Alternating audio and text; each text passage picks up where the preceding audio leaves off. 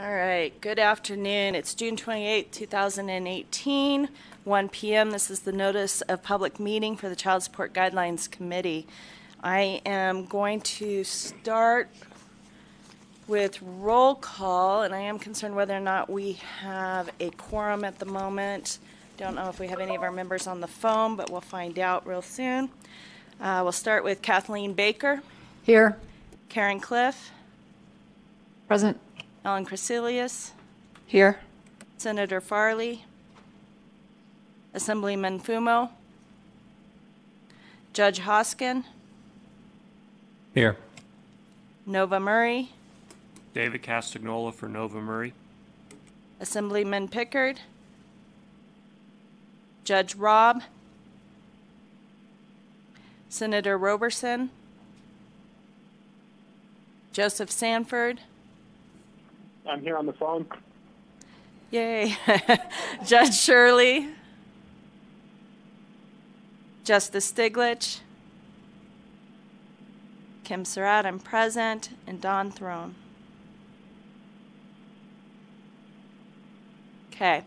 We don't have a quorum at the moment, but I do know of one of our other members that is supposed to be here, so I am hopeful that we will have a quorum within a couple of minutes. So we will reconvene in just a few moments when we can obtain a quorum. Thank you.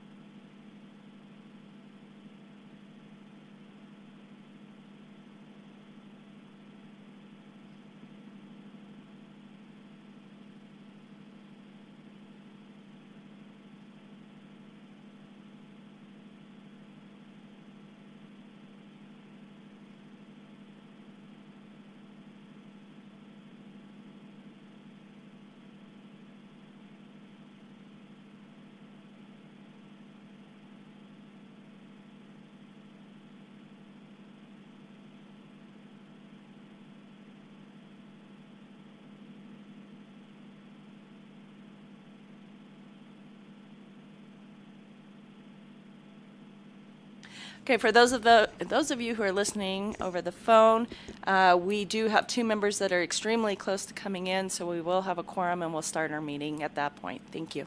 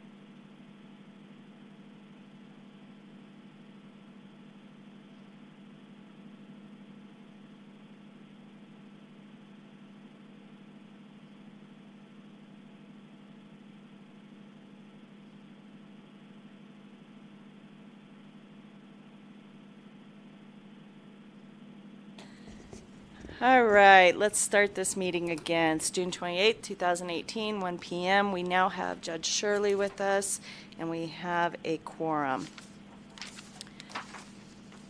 Let's move on to public comment. Those of you who want to give public comment, it is a 3-minute time frame, and I am consistent in cutting you off at 3 minutes. Is there anybody in Las Vegas that would like to give public comment at this time? Seeing none, do we have anybody on the phone that would like to give public comment? Hearing none, do we have anybody in Carson City that would like to give public comment? Okay.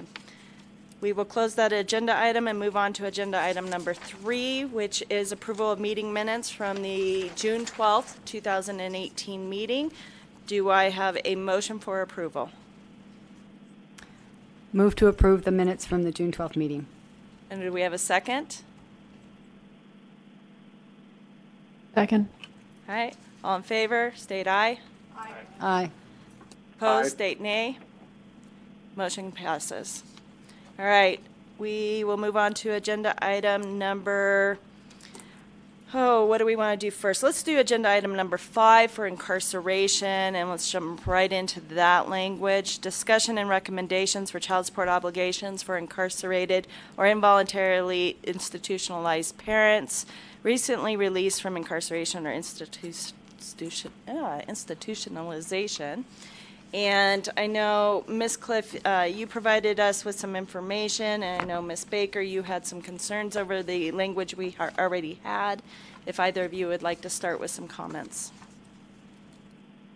Kathleen Baker for the record. So I have a couple comments. With respect to incarceration on number 3, it refers to that once the person, that the child support obligation shall resume on the first day of the first full month after the release of the person owing the support. The regs, and I'm looking for those who have the regs in front of them, it's page 93539.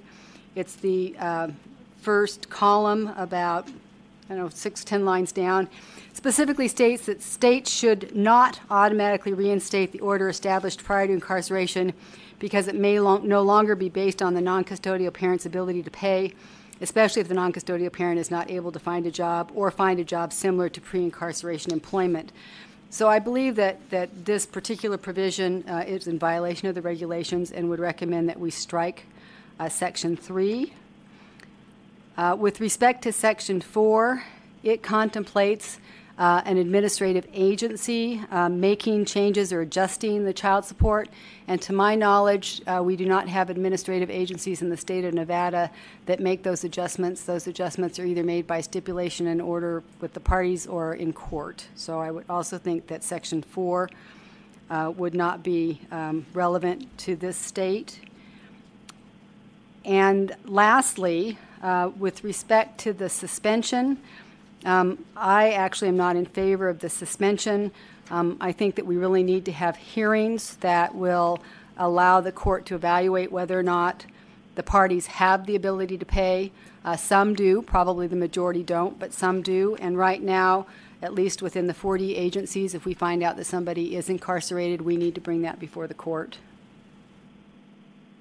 Okay, thank you, Ms. Baker. And I see, do we have Senator Roberson who's joined us? Yes, ma'am. All right, Good morning. I'll Good count you in. afternoon. Thank you. All right, Ms. Cliff, do you have additional comments that you'd like to make on the incarceration language? Well, Clark County operates a bit differently. We have as I've said in the past, we do have an interface with the Nevada Department of Corrections. So we are aware of when they are incarcerated, and at that time we do modify and adjust orders, and we do so by stipulating with them. So we do not always have hearings, because if they're in agreement, a hearing is not granted, obviously, because we have the stipulation of the parties. To grant hearings every time an individual is incarcerated would severely backlog, at least Clark County, if that were mandated. With respect to some sort of springing language and ability to pay, again, Clark County is doing that now, and I know David Castanola is present, but the order springs back to the statutory minimum. And if we learn of income at that point, we can modify it. but we believe they should at least be able to pay the minimum after their release.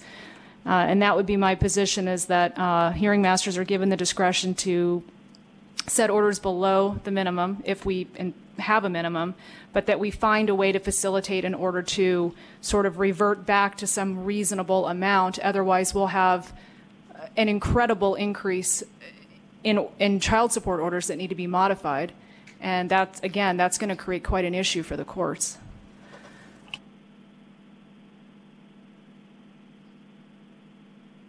Okay, so Ms. Cliff, what's your thought on,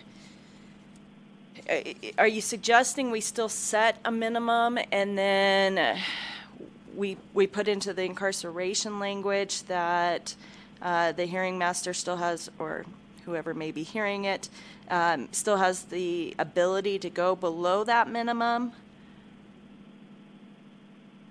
That would be my preference. And what about, and do you have a preference on section 3 and 4 that Ms. Baker thinks should be deleted?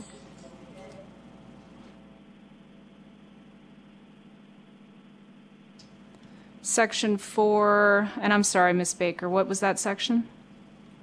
Section 4 talks about the local child support agency enforcing may do an administrative adjustment. And I don't know of any agency in Nevada that's doing administrative adjustments. So if someone else... So that's all of number 4 under the incarceration? I got you. I think the administrative adjustment is similar to what California does, which is in their orders, upon learning of an individual's incarceration, the order automatically. So I think that was kind of the discussion we had the last time, which is, do we want to sort of operate maybe similar to California, where we have orders that reflect if an individual is incarcerated, order automatically is adjusted to blah, blah, blah, given petitioners have X amount of notice, in which case they could then request a hearing. So I think we can remove that if we're all in agreement that we're not going to sort of maintain that type of language, which I'm fine with. We don't do that now. When we learn of incarceration, we actually do proactively file a motion to modify on their behalf. But if we want to go with an administrative adjustment, I think we can do that, but we'd have to probably sort of adjust other language. So I'd be comfortable with the removal of section 4. Then I think we only need 1, 2, and 3. Well, yeah, 5 and 6, but we could get rid of 4 altogether. Okay, other comments from committee members? David Castagnola. I agree with Ms. Baker's comments. I also agree from the state's perspective of removing section 4. I don't think that process, it was borrowed from California's language. It doesn't apply here. And I think it would cause a considerable resource impact to the 4D program. Regarding springing orders, has the committee finalized whether there is a minimum or not? I don't recall what the status of that is. It is the federal office's intent that, as Ms. Baker pointed out, there should not be springing orders, or there should not be, rather, an order automatically returning to the pre-incarceration amount. I think we need to answer the question about if there is a minimum or not. The feds would definitely prefer us to see it have a hearing upon release and determine the ability to pay at that time. But if it reverted to a minimum, I think that would be a satisfactory compromise, but not revert to what the previous amount was, which may be considerably more than a minimum. And then I'd also like to point out, and I think it was touched on, that 4D program regulations in this state do require the 4D offices to initiate a review upon learning that the NCP is, or the non-custodial, the obligor is incarcerated. And that obligation extends to release too, or just upon incarceration? Just upon incarceration. Okay.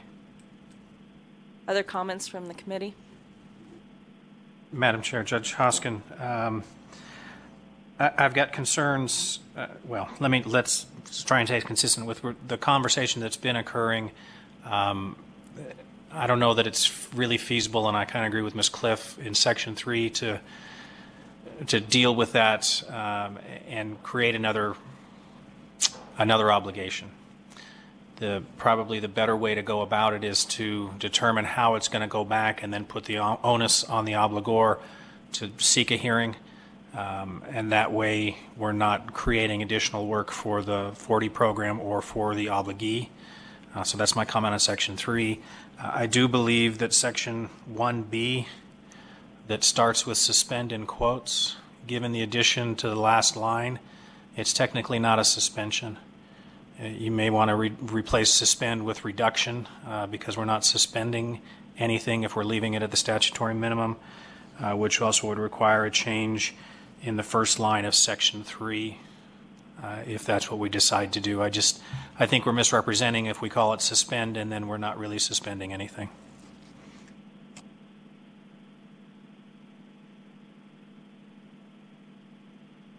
What are the thoughts about Section 2, where we talk about incarceration or involuntary institutionalization being considered a change of circumstances, to also just expand on that to also talk about being released from incarceration being a basis for change of circumstances? Would that help with some of our issues?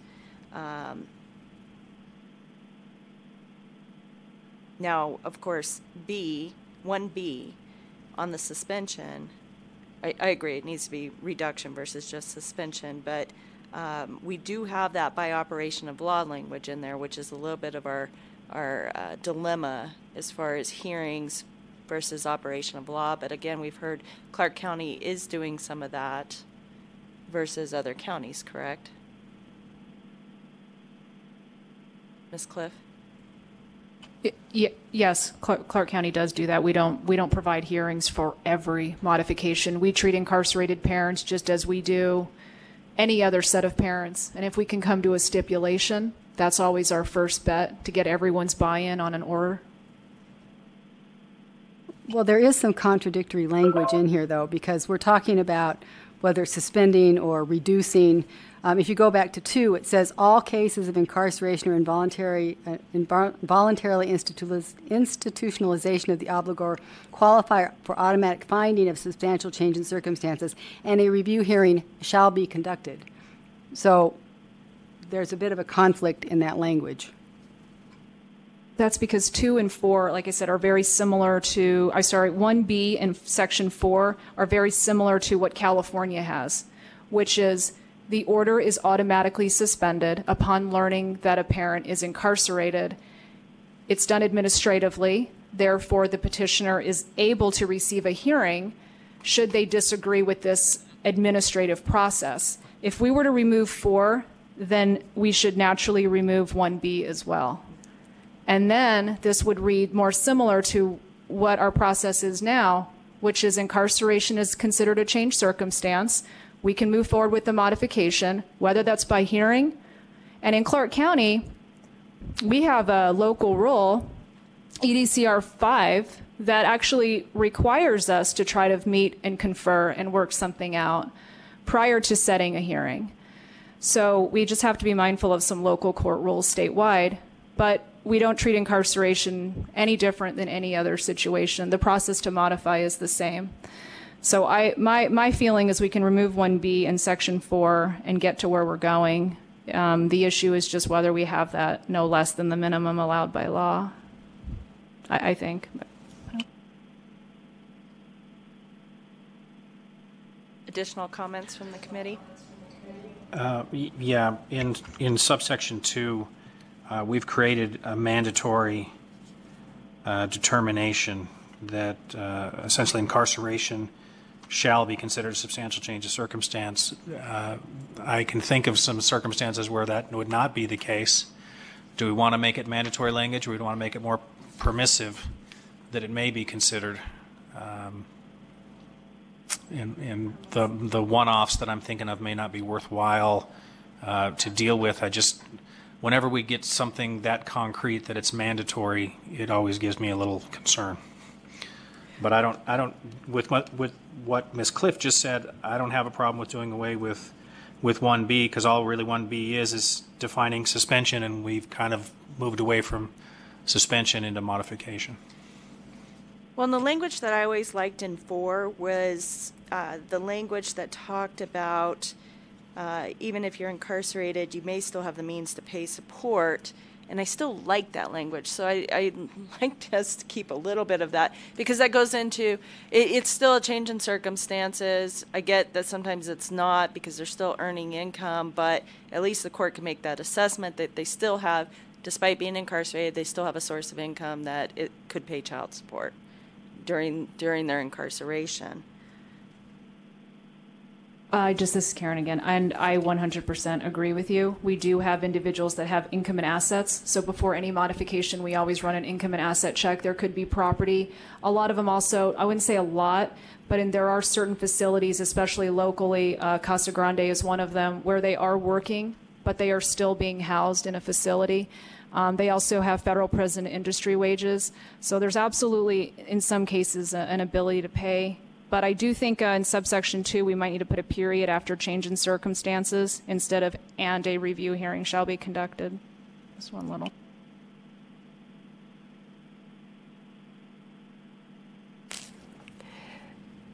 Maybe I misunderstood. This is Bridget Robb for the record. Maybe I misunderstood Judge Hoskins' comments.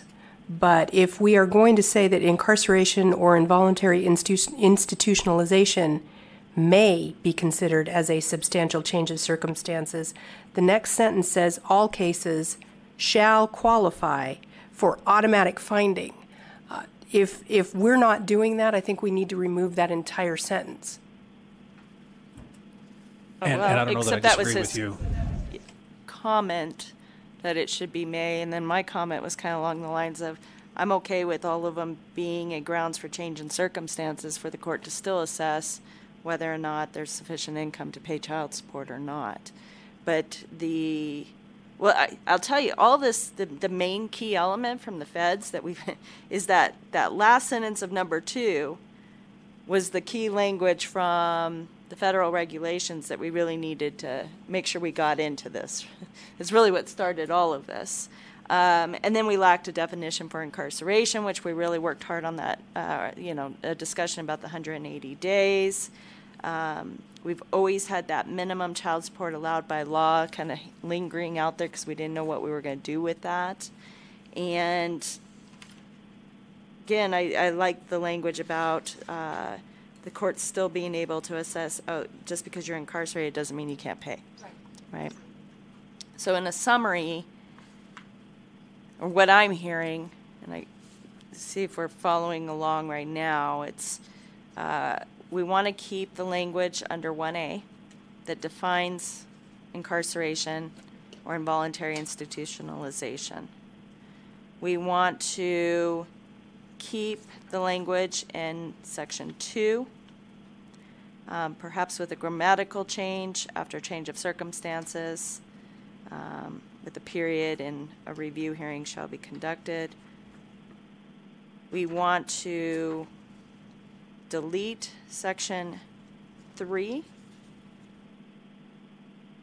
We want to keep some of the language regarding the that at the hearing they can still look at the means to pay support while incarcerated. Is there anything else in number 4 that we want to keep?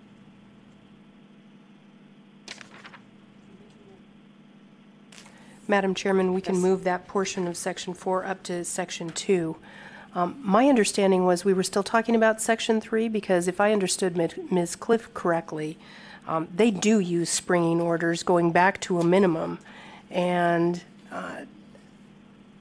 I think that that's appropriate. If we have a minimum, unless we can put the obligation then on the obligor, as Judge Hoskins suggests, and have them do something to adjust that below the minimum if that's what they want to do, but we should at least have a child support obligation that's set at the minimum. And this is Kathleen Bayer again. I seem to remember that we got rid of the minimum, so that's going to be problematic for us if we're talking. Well, I thought we did, and I'm looking at and going to the master document and talking about low-income payers, which this would qualify for. We didn't set a minimum. We talked about if the payer's monthly income is below the lowest level set on the schedule, the court may set a child support obligation that is appropriate based upon the payer's total economic circumstances, balancing the payer's need for self-support and the payer's obligation to support the child. So I don't think we have a minimum amount anymore. I think that's totally at the discretion of the court. I agree. During our hearing, a comment was made. That was the decision we made. Mr. Sanford was the first one to point out, okay, but we need to go back to the incarceration language because we still had some we all hung our vote on the fact that we had a minimum at that time when we created this language, and we hadn't decided what to do at the point of doing the incarceration language. So here we are looking at 1B and what to do with it. Well, let me make sure I'm clear. That wasn't my understanding. My understanding when we were doing the low income was the minimum was the low end of the chart, that everything up to that amount was that amount. So that is, by definition, the statutory minimum. No, that was that was a statement that was made until we all sat and discussed it right after that and said, are we going to put a specific amount in for the actual minimum? We said we were comfortable with the fact that the chart went down so low that by not setting a minimum, that courts would still have the discretion to look at somebody and say a zero order is not outrageous in this circumstance. Right. And we were okay with that. So but that the was, chart had right, a natural appeal to it as if it had a minimum, but it's not a minimum. So it's a semantic issue that there is a minimum amount of child support that is typically ordered absent additional findings. We're just not calling it a statutory minimum. And we're not telling a judge that you have to put this dollar amount on it. Correct. Okay. So then what are we springing from and to in this paragraph or this section? That's the problem. Is that the question? That's the question. Okay. All right, I got it. Then I've wrapped my head right around the problem. Thank you. You're welcome. And the other issue is, as you were going through the summary, Madam Chair, you didn't mention that we were talking about going permissive language rather than mandatory in subsection 2. And I don't know that we ever finished that discussion, to take the shalls and make them mays. Correct. So the issue is whether or not we want to do that.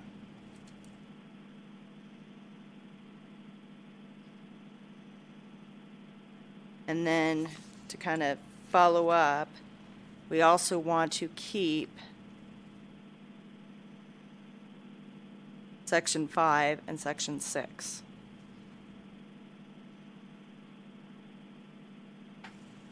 So the discussion on the table right now is what to do with 1B and what to do if we want to change Section 3 to shall, or may versus shall. Section 2. Section 2, sorry. Oh, I even wrote down 2, sorry. Those are our two issues on the table that we need to resolve.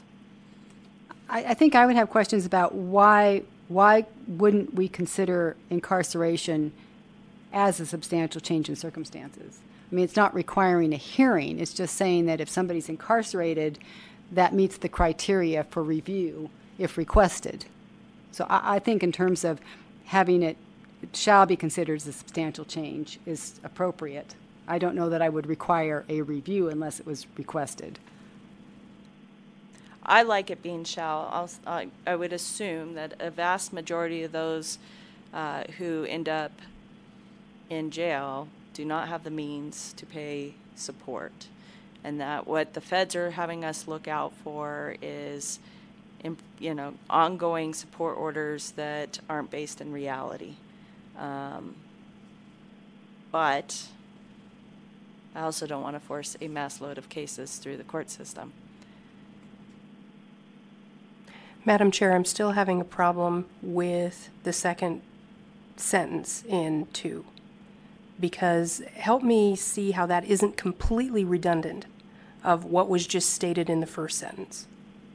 Incarceration or involuntary institutionalization shall be considered as a substantial change of circumstances. And then it says, all cases of incarceration or involuntary institutionalization qualify for automatic finding of a substantial change in circumstances.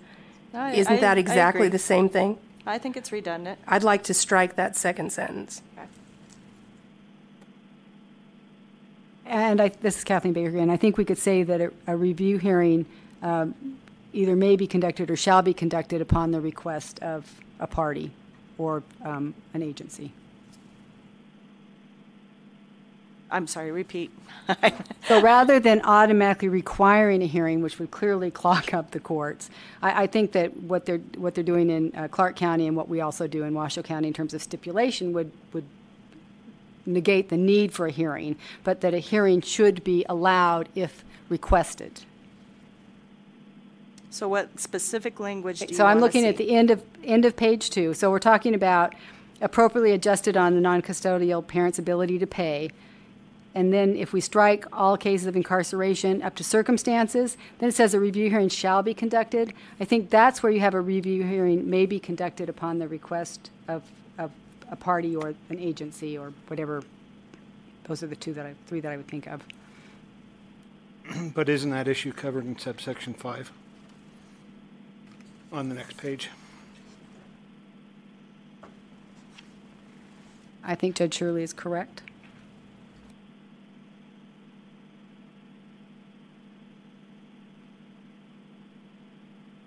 Of course, I think 5 was placed in there because of our operation of law and that springing language we had in 4, that we wanted clarification that you could still do that. So 5 may not be necessary with your edit, quite honestly.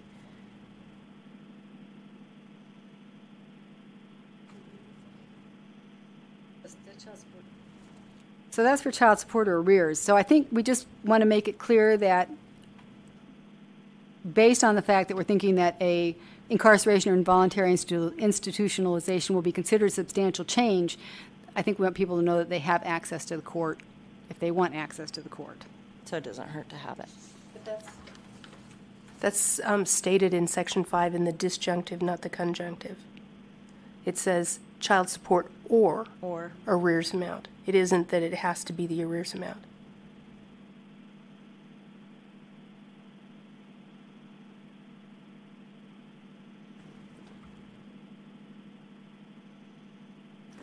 So I agree with Judge Shirley. I think that this covers that issue.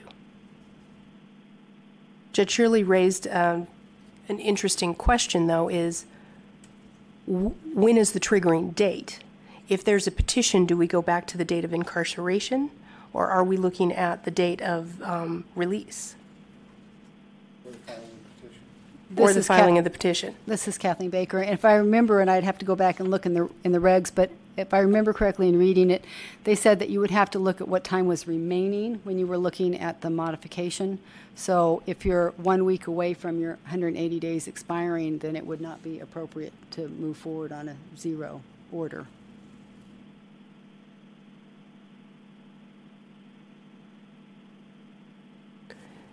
Should we make it clear in the language then?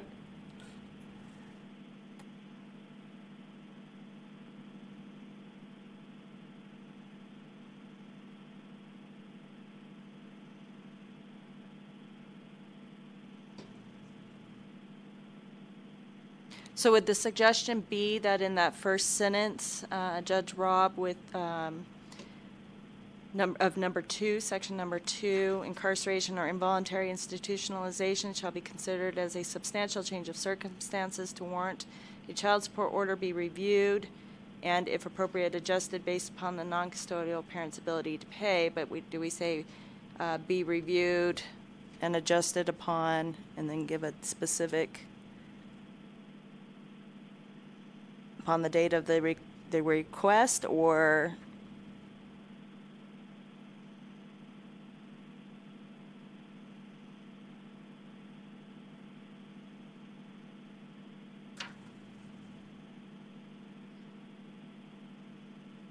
I know. I think we're all struggling with this. We went through a lot of renditions on public policy type arguments on this, where we heard testimony from public comment, both directions. The concern that you're in prison and you have no income and you're not going to get back out on your feet. It's never going to be collected. That's non-collectible. Then we heard from those who have the children who the other parent is in prison, and they are testifying to us about, are you kidding me? You went to prison. You're the one that violated the law, and now I can't get child support, and you're going to automatically assist them and help them with not paying me child support. We went through a lot of, I think in figuring out this current language and where we need to be, we kind of have to list out what our priorities are. Which public policy road are we going down? How do we want it? We've got concerns about springing orders being inappropriate under the federal regulations.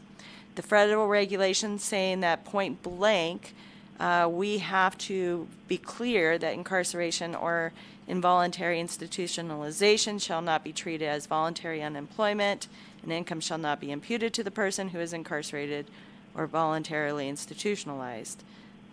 So the policy issue is, how easy or hard do we make it on people to adjust the support amounts? Another public policy part of it, we're hearing there seems to be much more free flow from Clark County on the automatic part of that versus the rest of the state.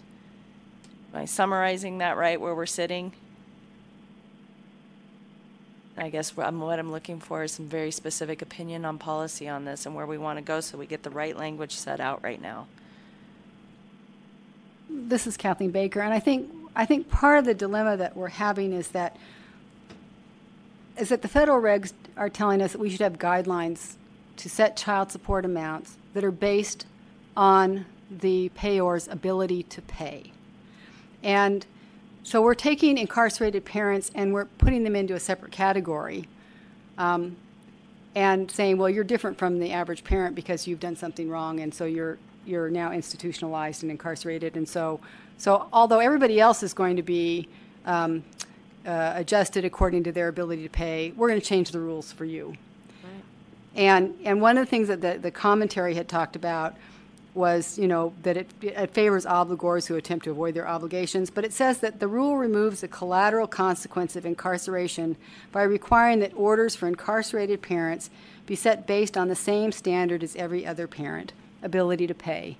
And I think we as a committee have to decide whether we are going to take the overall child support guidelines requirement that we base child support obligations on ability to pay, or whether we are going to, as the state of Nevada, set incarcerated parents in a separate category and not use their ability to pay as the standard for setting the amount of obligation. And to determine ability to pay would require a review of the order upon learning of incarceration and a review of the circumstances and ability to pay upon release. So it goes back to my thoughts that we don't need Section 3, that if we change Section 2 to discuss incarceration or involuntary institutionalization, for that definition also to include release from incarceration or institutionalization, that either the going in or the coming out shall be considered a substantial change of circumstances to warrant a review. And that a review hearing may be conducted upon request,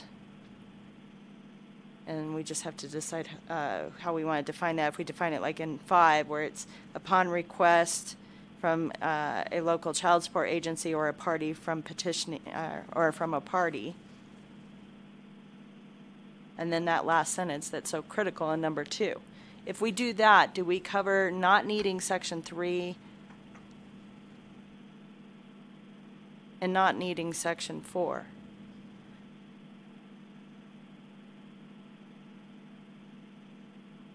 This is Karen, and my position is that that would work. My primary concern is that we find a way to allows some sort of, I hate saying springing, but some sort of order to go into effect 30 days after the individual is released. And like I said, we do this in Clark County now. It's almost a disservice to petitioners to not have that, because petitioners are not aware of when non-custodial parents are released. We obtain that information, and when we have that sort of language in the order that allows us to sort of get to a number, and if it's the statutory minimum, that would be what I would advocate for. I think the Fed's intent was that we didn't spring back to the higher order, but I don't think we're out of compliance in any way to operate as we have been, which is to permit the order to go to the stat min 30 days after release, and that would allow our petitioners to immediately receive money upon release. And if they learn that they are actually working, or we learn of it, or they wish to report it, the non-custodial parent, at that point we can file a motion to modify. But to sort of have this zero order or whatever sort of languishing out there in the hopes that someone knows that they're released, it would be a disservice. So I would advocate in some way that we have some sort of order in there that goes into effect 30 days after their release.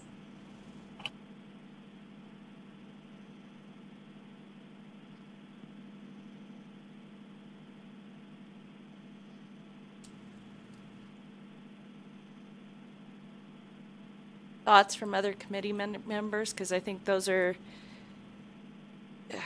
two different, they're two different positions, and I don't know where we want to go with this. Do we want, I thought that we were also concerned about anything that springs is going to be, again, it's not based on ability to pay. Whether it springs down to the minimum or it springs to back to the prior order or up to the minimum, we have a problem. Which leads me down the path of keeping 1A, keeping 2 with the edits that we talked about, as far as changing it from incarceration or release from, and that a review hearing may be conducted, and not having 3 and 4. Other thoughts from the committee? Judge Robb? Clearly, it's a policy decision, but I am still trying to wrap my head around the idea that the primary thing that the federal government is interested in is a payor's ability to pay, when my job is to make sure that the best interests of a child are served. I'm not sure that honoring the payor's ability to pay over and above the obligation that they have to, in some way, support a child. I'm having real difficulty with that, and that's why I'm on the side of, or I am convinced by, Ms. Cliff's statements with regard to at least reinstating an obligation, even at a very minimal level. Because 0 just seems absolutely inappropriate to me. Is it crazy to have a absolute minimum in the incarceration language, but not have it in any of the other child support calculations? Perhaps we use the minimum chart, pick a reasonable amount that it will go to, because the chart will change. But if we pick an amount, $700, $1,000 a month, something that's where it springs to, whatever the child support is for that monthly income, then we are what we would be doing. So I don't know if crazy is the right word, but what we would be doing is creating a number that it will go to, and then putting the onus on the obligor to tell us that that number is incorrect through a hearing. And just to sort of add, oh, I'm sorry. No, go ahead.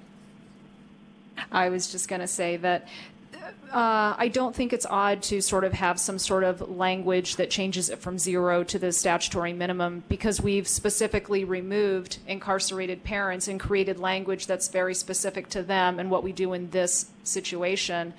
So I think in doing so, in removing them as a sort of different group that we're addressing, I think it's satisfactory to say, okay, if incarceration is considered a substantial change, then when they're no longer incarcerated, that's a substantial change. And where do we go? And I think that's where we're at. And I think the statutory minimum is fair. This is Judge Rob, If and we add one. I think so long as we have the out that, or the safety valve that Judge Hoskin had suggested, which is we have a statutory minimum, place the obligation on the obligor to come in and demonstrate that that minimum is still too high. As long as we have that safety valve, I think this is appropriate, and I think it serves all of the policies that we are required to serve by the federal government. But if you put the definitive language set to no less than the minimum, then it's definitive. There's not really a safety valve there. And of course, one of the concerns with our prior minimum being $100 per month per child was that by the time you get to 3 or 4 children, you're way above poverty level issues, and that's where our problems come into place. And of course, the suggestion there was per order versus per child to help with that problem. But are we saying that we're going to reference set to no less than the minimum of the low-income chart? No, I think what we can say is not the no less than. I think we say that the order springs to that minimum unless the obligor, files the appropriate petition to reduce it further. But that's where we start. We don't have to say that's where it resets.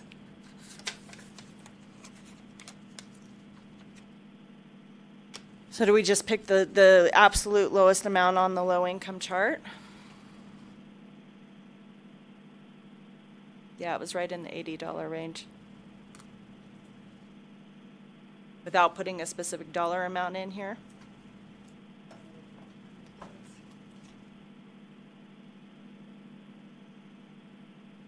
And are we leaving it where it stays at that until, because right now, Section 3 is it shall resume, their prior child support amount shall resume on the first day of the first full month after the release from prison. But I thought we got rid of Section 3. Well, that's Yeah. what we're hoping, okay.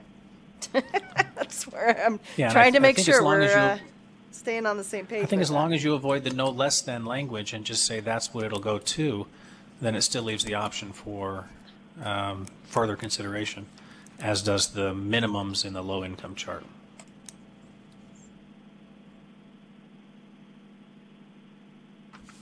All right, so if what I'm hearing, let me summarize, because as a reminder, I have to leave here, edit this pursuant to this meeting to a T, and have it turned in tonight / extremely early tomorrow morning to our deputy AG for a regulation number. So I want to make sure we have the exact language, the way I believe I'm hearing it. It will read that for purposes of this section, the following definitions shall apply. Incarcerated or involuntary institutionalized includes but is not limited to, and we'll keep the definition we have. We don't have a problem with that definition. So we're keeping 1A. 1B will be, now there was conversation about changing suspend to reduce, but I would argue that we maybe should say suspend or reduced means. I think we do away with 1B. We delete 1B altogether. Yep. Which will eliminate the need for an A, and you just have to wrap that into a definition yeah. of incarcerated. Yeah. That's where we have our language about no less than, so.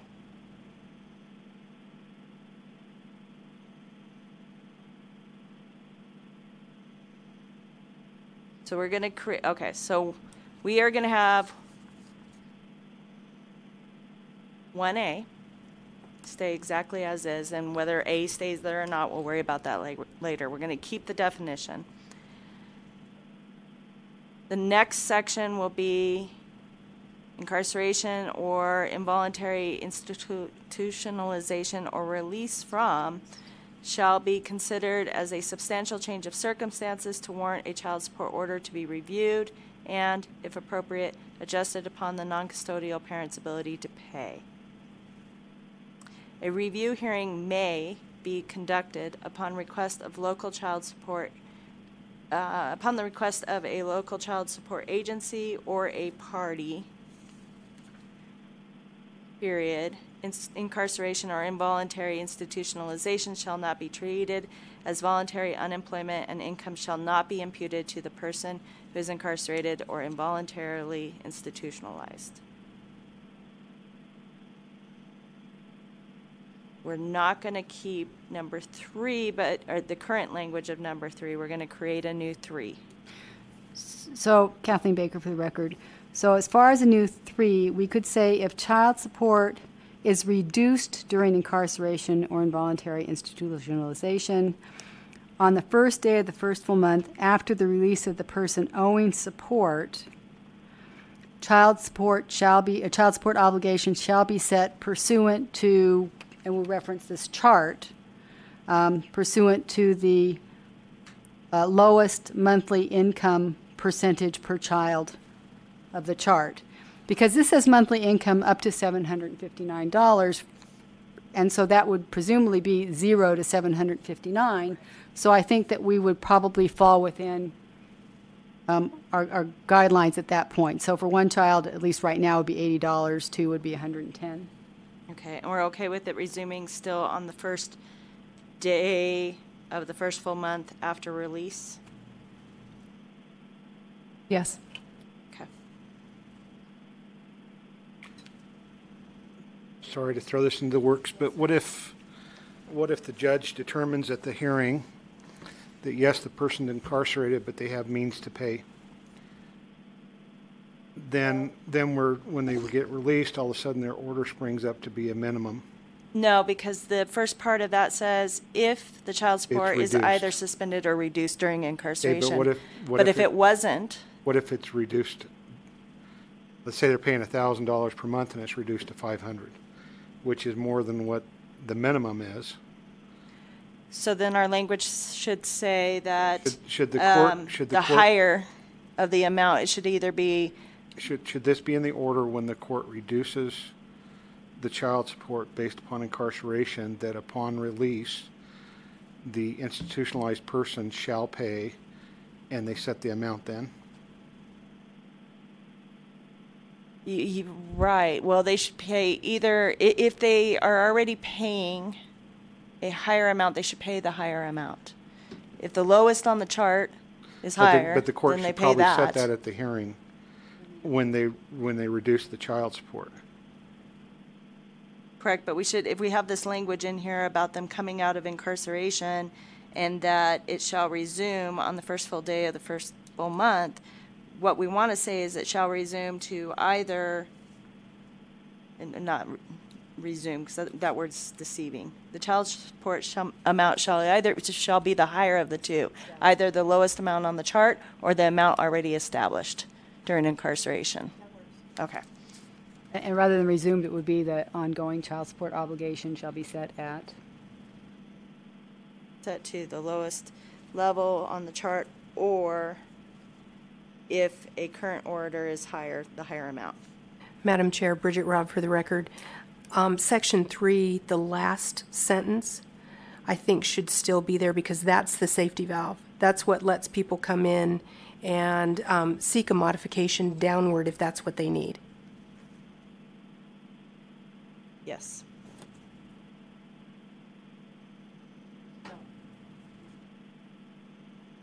And we will strike section 4, and we will keep section 5 and 6. Okay.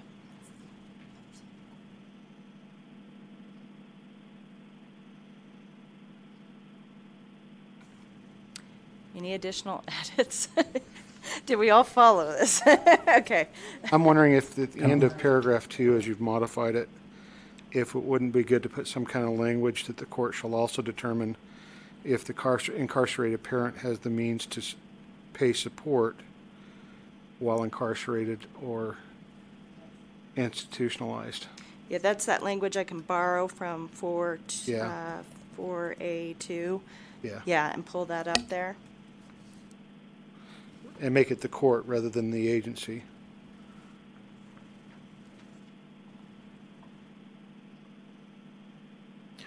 Did you want me to tell you if you're missing a comma?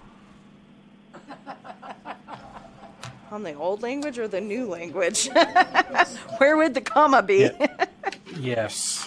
Section 2, it says, second line, order to be reviewed and comma, if appropriate, comma. Should be a comma after if appropriate. Yes. Yeah, hopefully I remember that. Joy, will the video recording of this be immediately on the legislative?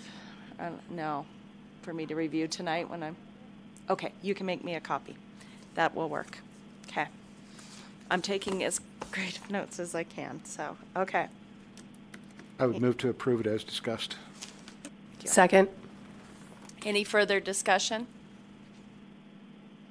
Hearing none, all in favor state aye. Aye. Opposed, state nay. Motion passes. Okay. That was number 5. Now, we do have, let's do number 4, discussion and recommendations on how to calculate child support obligations in split parenting cases. Do we have any new and creative ideas on what to do with that?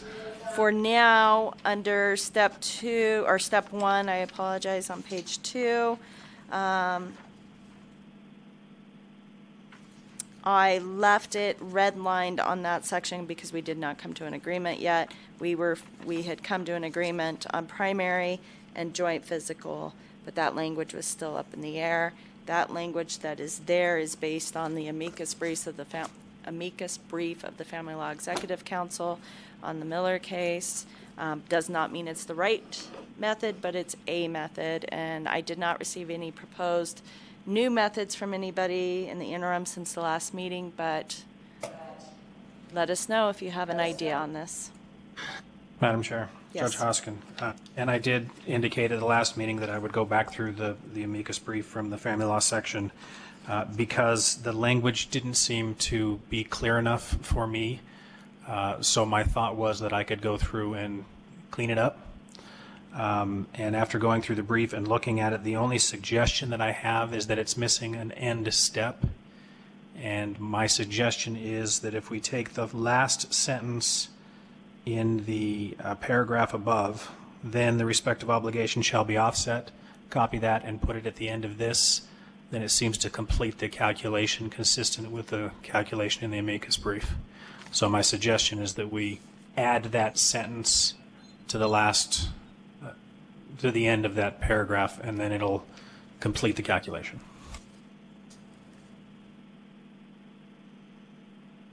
Okay.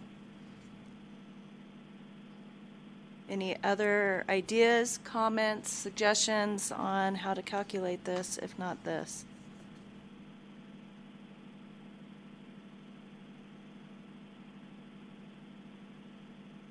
And I'm taking a note on that so I don't forget real quick. So that's why it's quiet. You may feel free to comment on Judge Hoskin, his edit suggestion.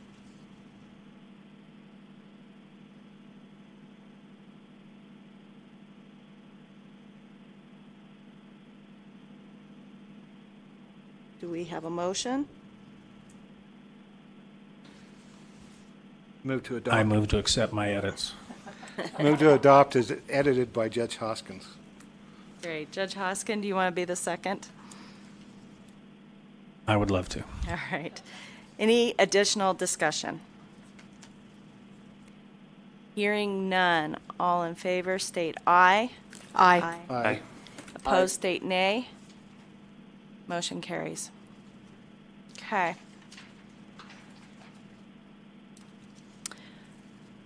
Let's move on to agenda item number 6, discussion and recommendations for language providing that the adoption of child support regulations does not constitute a substantial change in circumstances warranting a modification. At the end of the master document, I threw in the Wisconsin language on that topic and the language Ms. Cliff provided to us from Illinois on that similar issue. My only thought, and of course part of our issue has been whether or not we could adopt such language or not. And when I reread AB 278 on page 6, and one of the sections that was deleted from the prior statutes was very specific language about how subsequent modifications or adjustments of support must be based upon changed circumstances. I don't think it hurts us to re-adopt that language and maybe then include the Wisconsin language. My thoughts in talking to our deputy AG is, you know, the administrator or LCB may decide we don't have authority to do that, but I think it's worth putting it in the document that that's our intent, and our hope that they can find a way to accomplish that goal so that we don't overwhelm the system. But any additional thoughts? Just a thought along that, and as far as further argument, as we've talked before, this committee doesn't stop after today and continues on, and there's chances we're going to be making changes down the road. So based upon that, it would make sense that every time we make a change wouldn't be a basis for a modification. So I would agree with your analysis, and I appreciate the fact that you found a place to put it in, and I think that makes sense. So I'm in agreement. Additional comments?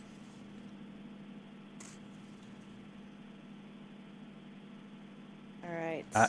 I don't know that I have a preference between the Illinois language or the Wisconsin language. I think they both accomplish what we're trying to accomplish. So I personally don't have a preference between the two. Bridget Robb, for the record, I prefer Wisconsin simply because it's simpler. They both accomplish the same thing, but I prefer the verbiage from Wisconsin.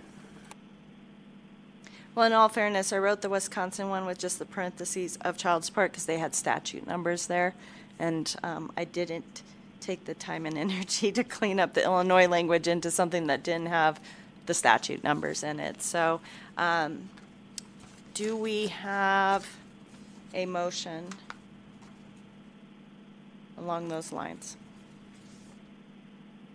So moved. Seconded. Okay, second by Judge Shirley. Any further discussion? Was the motion for Wisconsin? For Yes. Wisconsin, along with keeping the modification language that was in Section 3 of the original AB 278, page 6, but it was within NRS 125B080.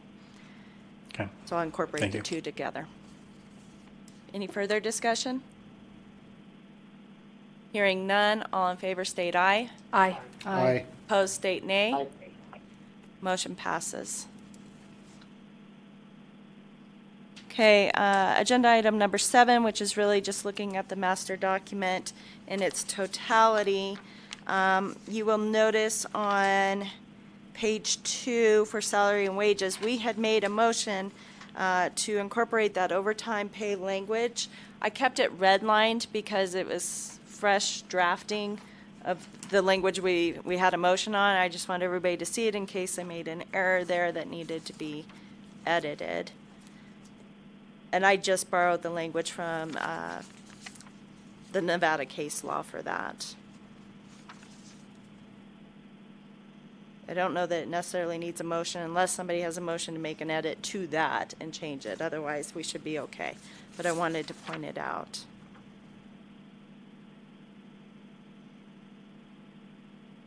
Okay. Any additional, I don't know if I had additional stuff highlighted in here. I don't believe.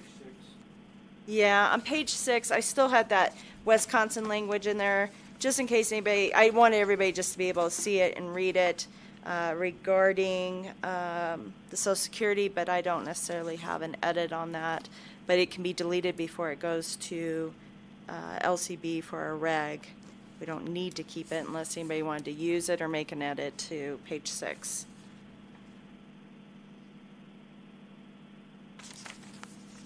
Okay, any other edits to the main document, master document?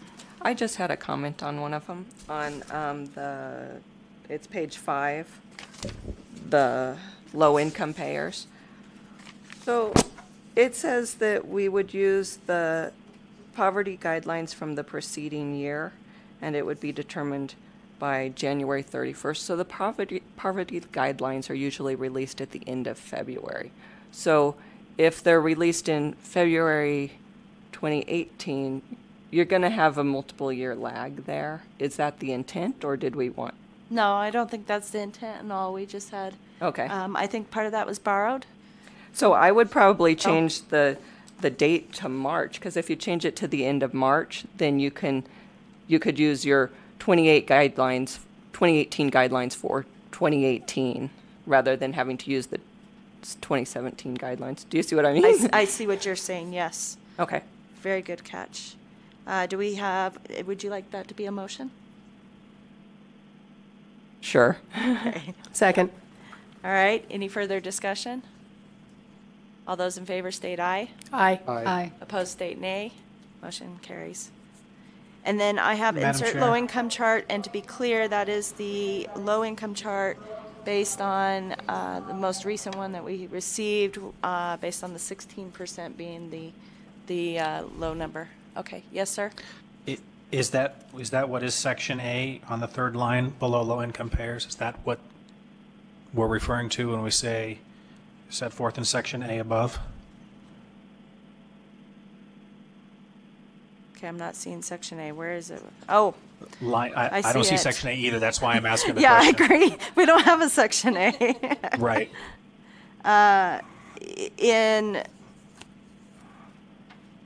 Let's see, low-income payer means a payer for whom the court has determined that the payer's total economic circumstances limits his or her ability to pay support at a level set forth in the chart. Yeah, that's my, are we referring to the chart? Is that what section A is referring to? Yes.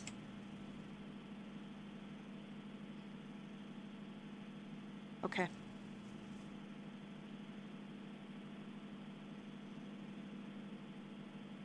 All right. Is it chart or is it schedule? Because we talk about the schedule being approved.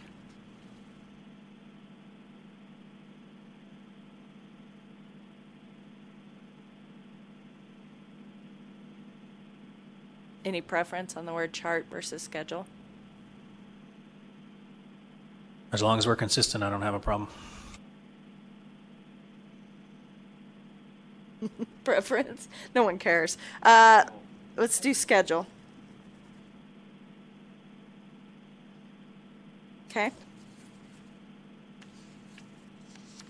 I don't think that's a edit more than something that really needs a motion. It's not very substantive. Okay. Additional changes?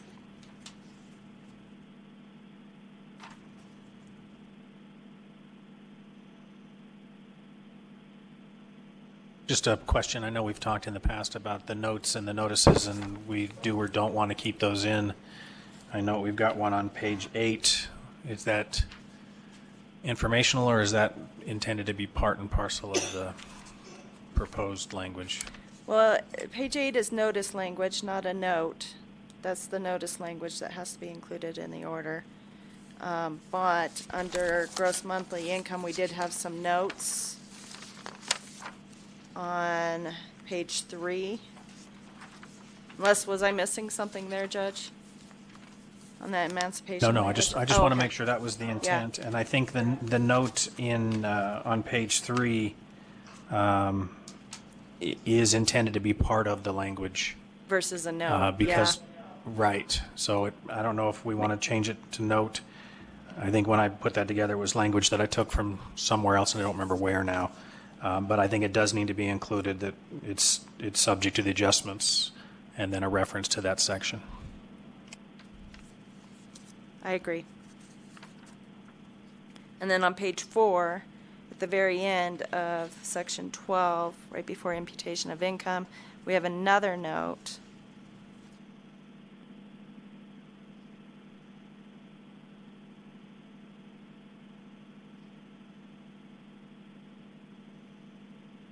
I think we just get rid of the word note. Could we have those comments at the end of the, kind of like we do with the rules of civil procedure? Yeah, I don't know if you were here when I read the long thing from LCB about trying to avoid those. Oh. So we got kind of anxious about them. But I think if I just get rid of the note, I leave it out as separate paragraphs, LCB is going to rearrange and make this actually legible and make it look like an administrative code and do a lot of things that we had no clue what to do for it. So I think it will change, but I think we keep it in there as language we want in there for them to consider. And if anything, if all that happens is LCB uses it mentally in how to draft all of these sections, maybe it'll help. And I'm okay with removing the bolded note from both of those sections. The word note in the colon. Okay. Judge Robb? Madam Chair, I am unclear on page 6. What did we do with the Wisconsin language? I had it in there just for not losing track of that language because I kind of liked it, and I just wanted it there as a reference for people in case we wanted to edit the language above at all to incorporate some of that or not. But the note itself, the Wisconsin language note, needs to be deleted because that's all it was additional information or resource. Unless you like it. I like it too, and I would move that we adopt that language as part of the adjustment factors, because if it's not there, the Supreme Court's going to tell us that we can't use it, and I want to be able to use that. Additional thoughts? Okay, do you want to make I would like you to clear up the typos. typos? I obviously stuck it in there as just quick reference material really quick. And would you like me to take the Wisconsin statute part out? Most likely. Okay, is that a motion, Judge? It is. Okay. Seconded. Seconded by Judge Shirley. Any further discussion? All in favor state aye. Aye. Aye. Opposed state nay. Motion carries.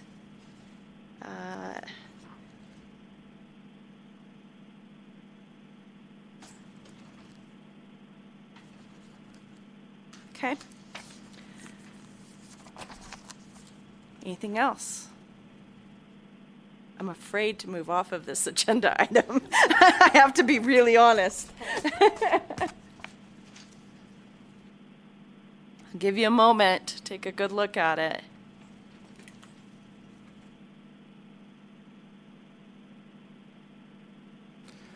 I was noticing on the definition of an incarcerated person, we repeat state prison twice. I just wonder if the very first one shouldn't be stricken. It should say a county jail, comma, a state or federal prison, comma, a juvenile facility operated by the division, Yes, I agree. because it's kind of repetitive. And I would move for that. Okay, and a second? Second. Further discussion? All in favor state aye. Aye. Opposed state nay. Motion passes. Okay.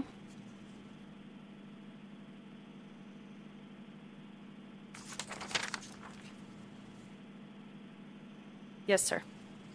Sorry for backtracking, but can that be a lowercase s, so it would apply not just to a Nevada penal institution, but another states as well? Yes. I would move to amend my motion to include that. Okay. Second accepts. All right. All in favor state aye. Aye. Aye. Opposed state nay. Motion passes.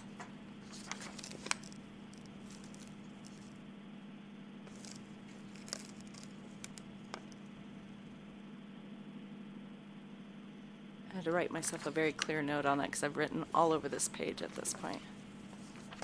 Okay. Anything else?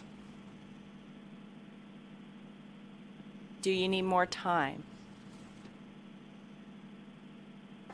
Okay. We will close agenda item number 7. Agenda item number 8, discussion and recommendations for the final report. As I discussed earlier, the game plan will be that I will take a copy of today's hearing with me that Joy will provide to me. I will make the edits tonight. I will then report this report with those edits to our Deputy AG, Amy Crow, and she will obtain a regulation number for us. The Legislative Counsel Bureau will begin drafting. That's the hope. I don't know what their timelines are, but our hope is for them to begin drafting right away so we don't run up against the session. The administrator for DWSS has duties and obligations they have to comply with for the administrative code process, one of which includes a public workshop. The hope is to have the actual language from LCB before conducting that public workshop so that we can see what edits were made and what changes were made. If everything goes well, there will be further discussion about the rollout of these changes between DWSS having to train masters, the family law section need to train private attorneys, and getting the information out to the public. I don't know what that timeline looks like, but it easily isn't less than 4 months out, more likely 6 months plus right in there before this happens and rolls out. We, as a committee, have a right to go to the public workshop. We'll let you know the timeline on that. Pursuant to AB 278, our obligations on this committee, we are all elected for a 4-year term. The past year has been a significant amount of work towards that first 4-year term.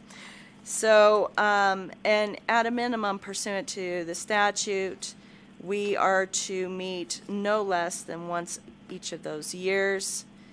We can meet more often as necessary. We need a break. We're going to take some time. I'm not going to set, we had originally set a July 6th meeting temporarily on the calendar, not really knowing how the end of this would all go. I see no need to hold that meeting, so we will not meet in the month of July. Whether we meet in August or September or October may depend on any input we receive from LCB and the administrative process for enacting these, and whether or not there's a necessity for us to meet and convene and discuss anything and what input I receive about that process. Otherwise, I hope that we have a good chunk of time. There's no need for us to meet on an ongoing basis unless something comes up as a major issue or problem in the state of Nevada for child support, or something's a major problem based on what we created and we need to reconvene to discuss options or alternatives, alternative language that we can suggest. The other part of this is that this committee's duty is that each time that the state conducts their 4-year review, which is now statutorily obligated, that we will take those reviews and we will discuss them and we will make our suggestions on them. The last review, of course, is one that we've been going off of, but final report was October of 2016.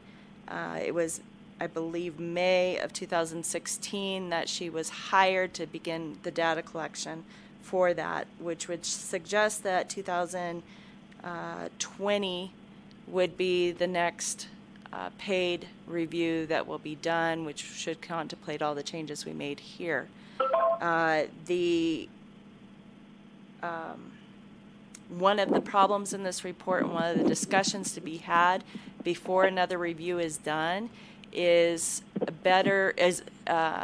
doing a better job collecting data from the private cases to give to the individual who conducts the next review of our guidelines, because that was a missing hole in the report and the ability to give them that information. That's in the future. That's not till we hire somebody in 2020, and it may be out of our purview. It's not for us to solve necessarily as a problem, but we need to keep it in mind when we do our changes to child support, that if we can come up with a methodology for that information to get to the reviewer, then we'll have better data to work off of. Any questions about that process or comments, thoughts, desires? Not about the process. I had actually 4 more meeting dates, so is it fair to say that any meeting that is scheduled after this is no longer on calendar and we'll reset something if we need it? Correct. I'm going to take all of them off calendar, and we don't need them right now. If something comes up, we'll do it with due notice to everybody, and make sure we get something going at that point. But we will give you good notice, or decent notice, of when the public workshop will be conducted. I think it's advisable for us all to be there, since we have so much institutional knowledge on how we created this information, to help participate in that process. I don't know to what extent, we won't be a voting party or a voting entity at that. It would just be almost as participating as the public is. Okay. Anything else on that? I do not believe we need to go over agenda item number 9 right now, considering we have no meetings to set an agenda for. Unless, like I stated, one of the things we left on the back burner for future for us to work on is the serial parenting issue. None of us knew how to approach it yet. At some point when we're well rested and not in the brinks of 10 million meetings that we just had, perhaps we can convene on that topic and maybe collect some information from other states or somebody to come present to us and help us along with that issue. But it is something that was unresolved here. Was there anything else that we had unresolved that I'm missing or forgetting? I think that was the big one. So at some point, I would hope to set an agenda just on that topic. All right. Anything else? Hearing nothing, I will move on to public comment, agenda item number 10. Is there anybody in Las Vegas that would like to give public comment? Seeing none. Is there anybody on the phone that would like to give public comment? Hearing none. Is there anybody in Carson City that would like to give public comment? I'm not doing it as public comment, but You can do it as Like to- final statement before adjournment, like to because I thank have you one for- of those. on behalf of everyone, we'd like to thank you for all your work on this, and taking over the leadership and getting it done. You've done a really good job of doing that. So I'd like to express our appreciation to you. Thank you. And that was going to be my Second. final statement. Thanking everybody else for all their time and energy. I know when this first came up many sessions ago that Nevada child support needed a lot of work. This has been a long progression to this point. And I don't think that this is the end. I think we have more work to do. But, man, the work we put into it was significant. And everybody here deserves a hand, and those who are not here, and those who supported this bill and getting it passed. Any further comments from the committee before we adjourn? All right. Thank you, everyone. Thank you, everyone. Do we have a motion to adjourn? So moved. Second. All in favor, state aye. Aye. Aye. Aye. All right. Thank you, everyone.